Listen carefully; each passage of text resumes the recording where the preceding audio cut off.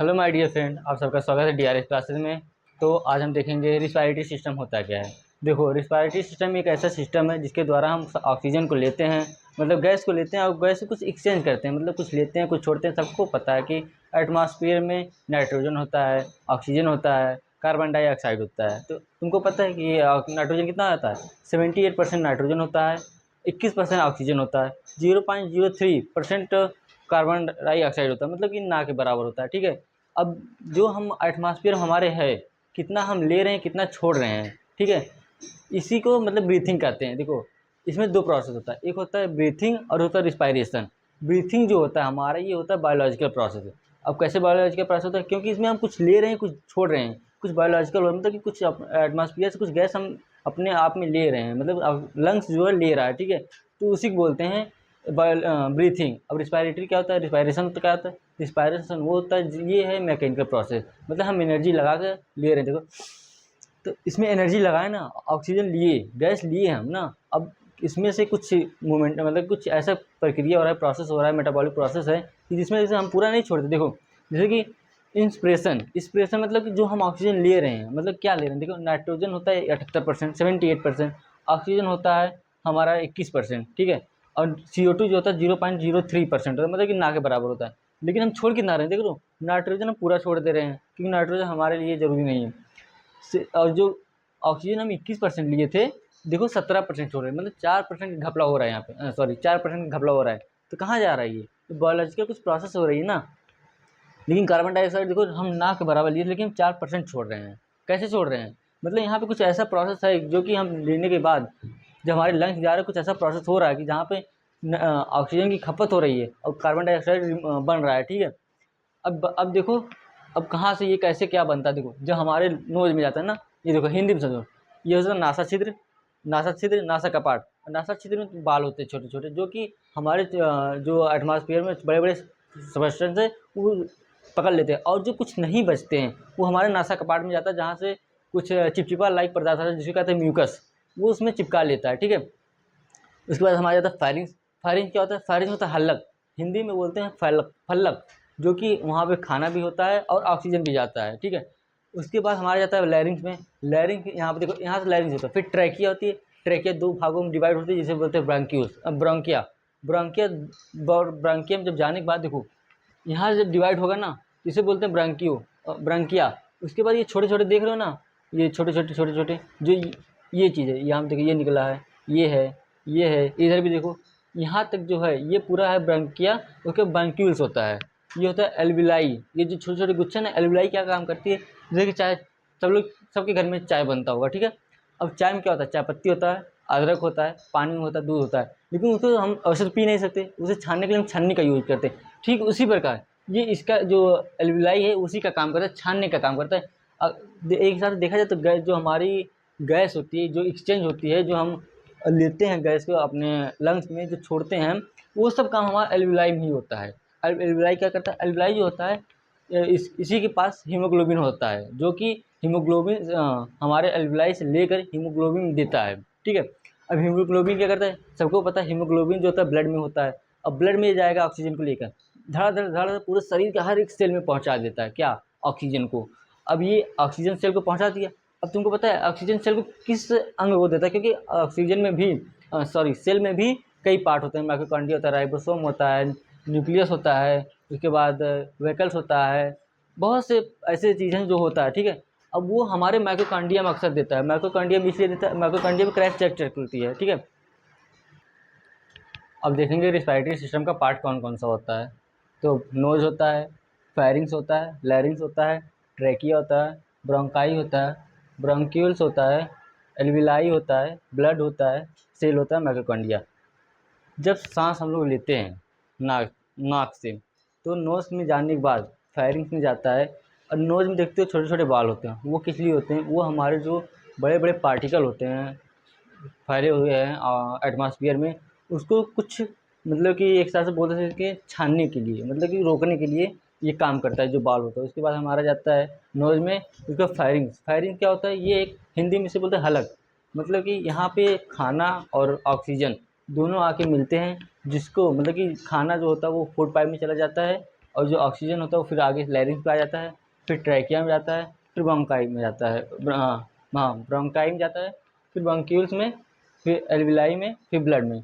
अब एल्विलाई जो होता है, एल्विलाई एक मतलब कि इस देखो ये जो होता है ना, ये जो गुच्छे टाइप का है, ये इसी को बोलते हैं एल्विलाई। इसके बाद एल्विलाई में ही हमारा हीमोग्लोबिन होता है, जो कि ब्लड में हाँ हीमोग्लोबिन होता है, फिर वो ब्लड में दे देता है, फिर ब्लड के थ्रू हमारे पूरे बॉडी में ऑक्सीजन फैल जाता है, फिर ब्लड क्या करता है उसे सेल में देता है, और सेल में किसे देता है पता है, माइटोकांड्रिया को, जो कि पूरे बॉडी में क्रैश चेक करता है, फिर एनर्जी का प्रोड्यूस होता है, फिर वहाँ से CO2 लाता है, फिर उल्टा प्रोसेस होता है। ठीक है, तो जो हमारा अब ऑक्सीजन पूरे बॉडी में फैल गया। अब बात आती है कि इसमें मतलब कितना ऑक्सीजन हम लोग लेते हैं, कितने छोड़ते हैं, ये अगले वीडियो में देखते हैं, अगले पार्ट में देखते हैं। तब तक स्क्रीनशॉट ले लो। आज समझते हैं विनोद के माध्यम से कैसे ब्लड में ऑक्सीजन काम करता है। ठीक है, देखो ये नोज में जाएगा ना, इसके ये स्मॉल CO2 ऑक्सीजन जा रहा है। ठीक है, O2 जा रहा है, O2 हमारे नोज से जाएगा फायरिंग्स में, फायरिंग से ट्रैकिया में, सॉरी हाँ फायरिंग से लैरिंग्स में, लैरिंग्स में ट्रैकिया में। ठीक है, ये होती है ट्रैकिया।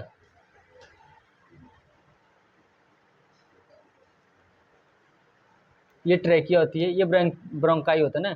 अब ये देखो ब्रोंकाई जो लंग्स होता है, लंग्स में हमारा होता है एल्विलाई होता है, ब्रोंक्यूल्स होता है, और ब्रोंकाई होता है। ये सब जितने पार्ट होते हैं ये सब लंग्स में आते हैं। ठीक है, तो यहाँ पर लिखा है ना।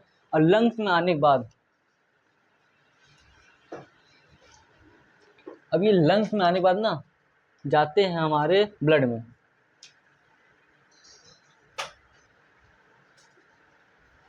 अब कैसे, देखो एल्विलाई है ना, यहीं पे ब्लड होता है और यहीं पे हमारा होता है हीमोग्लोबिन। जो अब सबको पता है हीमोग्लोबिन जहाँ होगा वहीं ब्लड होगा।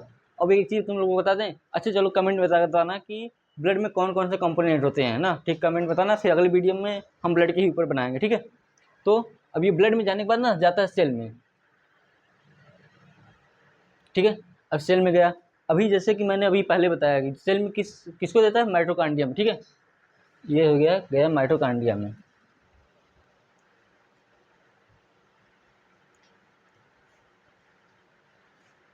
ठीक है, अब माइटोकांड्रियम जाने के बाद, अब जब माइटोकांड्रियम जाएगा ना तो वहाँ पे देखो ये आया ना, क्या नाम है, CO2, सॉरी O2 आता है, वहाँ पे ATP से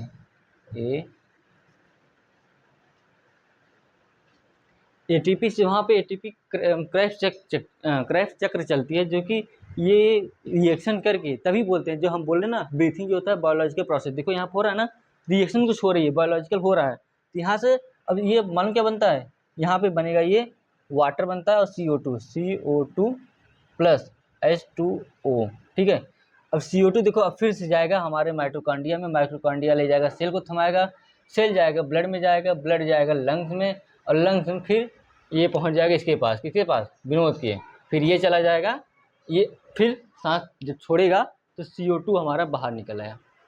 तो इसीलिए जब मैंने शुरू में पढ़ा रहा था तभी बताया कि ये जो होता है रिस्पायरेटरी सिस्टम जो होता है, इसमें दो बात होती है, एक होता है रिस्पायरेशन, एक होता है ब्रीथिंग।